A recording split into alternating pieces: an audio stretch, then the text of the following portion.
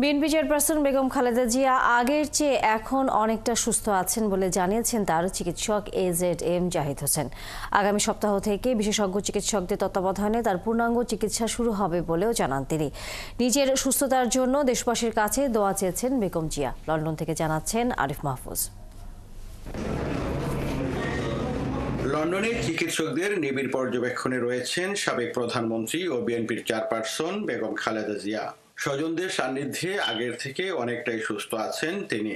আগামী শুক্রবারের পর থেকেই শুরু হতে পারে বিএনপির চেয়ারপারসনের পূর্ণাঙ্গ চিকিৎসা, জানিয়েছেন বেগম জিয়ার ব্যক্তিগত চিকিৎসক AZM জাহিদ হোসেন। দেশনেত্রী বেগম খালেদা জিয়া বাংলাদেশ জাতীয়তাবাদী দলের চেয়ারপারসন। উনি এখানে প্রফেসর ডক্টর প্যাট্রিক কেনেডির অধীন বিশেষ করে chronic liver disease, chronic kidney disease এবং হার্টের অ্যাসেসমেন্টগুলো এখনও কমপ্লিট হয় নাই। এটা শেষ হতে হতে প্রায় আগামী শুক্রবারের মতো সময় লেগে যেতে পারে। কাজে সব কিছু মিলিয়ে তারপরে ওনারা শুক্রবারের মধ্যে চেষ্টা করবেন যাতে একটা ওনার পরবর্তী চিকিৎসা সম্পর্কে একটা প্ল্যান করা যায়। এখন যেটা প্রয়োজন অতি দ্রুত বা অতি তাড়াতাড়ি যে সমস্ত পরিবর্তন আনা প্রয়োজন সেগুলো আনা হচ্ছে।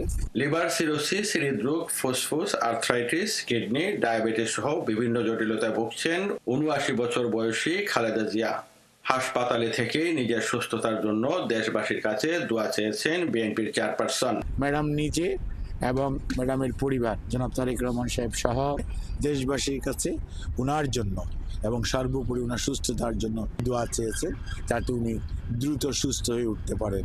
আমাদের মা মাদার অফ ডেমোক্রেসি, বাংলাদেশের প্রথম মহিলা প্রধানমন্ত্রী, ওনার জন্য দোয়া করবেন যাতে উনি সুস্থ হয়ে উনি দেশে ফিরে যান। আহ্বান করতেছি মা বেগম খালেদা জিয়া, আশা করতেছি দ্রুত সময়ের মধ্যে সুস্থ হবেন ইনশাআল্লাহ। আপনাদের মাধ্যমে সবার কাছে আমরা দোয়া চাই। বর্তমানে ছেলে তারেক রহমান, ২ পুত্রবধূ, নাতনি সহ স্বজনদের সান্নিধ্যে সময় কাটাচ্ছেন খালেদা জিয়া।